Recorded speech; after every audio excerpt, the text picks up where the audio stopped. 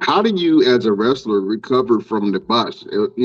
I know that whenever you miss a spot, that can kind of either you can pick it up within the rest, finish off the match and really pick it up, or you can let it affect you for the rest of the match, man. Have you ever seen a botch that affected the rest of the entire match from a wrestler that was uninjured? I understand the injuries play a part, but have you ever seen a botch where somebody messed up and they like, man, it just got in their head and they just let it mess them all up? You see it a lot, and the main reason why you see it so much is because these guys they look at their matches as a script. And the moment you miss that spot in your script, you just blown the entire, the rest of the match. They try to remember everything, and it's more so of for some guys it's nervousness. Some of them they don't know how to fight, so they don't know how to cover something in terms of you're trying to win a fight. So yeah, you may have missed the spot that you're trying to do, but at least cover it up to where you punch guy, grab him or something. Um, yeah, you see it a lot, man, especially on the indies because a lot of these guys they want to wrestle for the boys instead of the fans. And that's why I tell a lot of guys stop calling everything in the back. Go out there and feel the fans out. Let them tell you if they're excited about what you're doing, if they're not. So that way that eliminates the situations where you can have a botch or a missed spot or whatever. But the main reason why a lot of these guys do, and it happens to them, is because they try to remember everything in the moment that they forget, and they screw up, or they remember what it is and they screw up the spot, and then they can't recover fast enough to do the next thing. Maybe the next thing is a high flying spot or whatever. Then it makes everything else just kind of worse.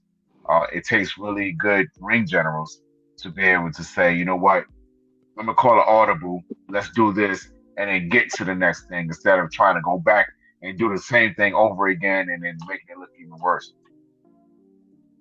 Yeah, man. I think having a big botch it can be very difficult to come back from. To be honest with you, we saw your boy Top Dollar. Once Top Dollar had that botch, man, and They were gone.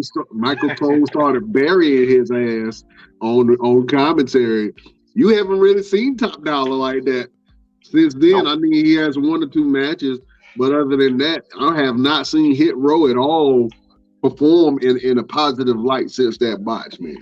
And I know they had a couple of matches, but as far as the steam that they had first coming in, well, the scene that they had first being developed in NXT and then being brought to the main roster and then being fired and then half of Hit Row getting brought back.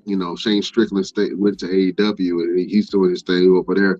But once they brought them over, they had a little bit of steam and then that it's like a wet fart in the wind. It just, it just, you heard it and then it was just like nothing, just sogginess.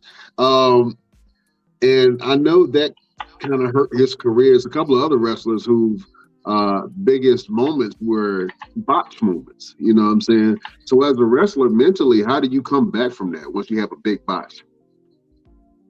Uh, you just gotta stay in the moment. That's all I can really tell them.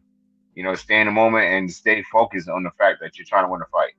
I mean, look at when Brock Lesnar did the shooting star press off the top rope and went head first into the mat, wrestling Kurt Angle. We just gotta stay in the moment. And like I said, it takes a really good ring general to keep you on track and say, you know what, we're going to call an audible and we're going to do this and move on to the next thing. And the main thing is making sure that individual's not hurt and injured in any type of way, because that's very easy to happen too. Yeah.